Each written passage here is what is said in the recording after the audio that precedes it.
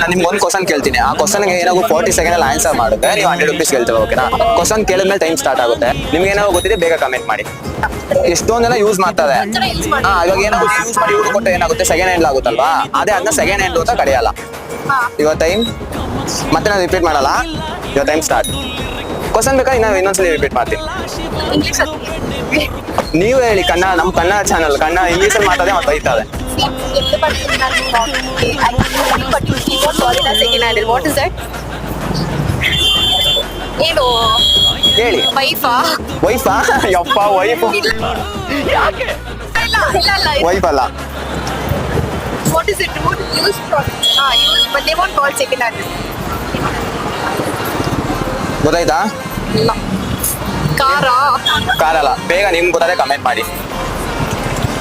ನಾನು ಹೇಳ ಆನ್ಸರು. ಸೋತೋದ್ರಾ?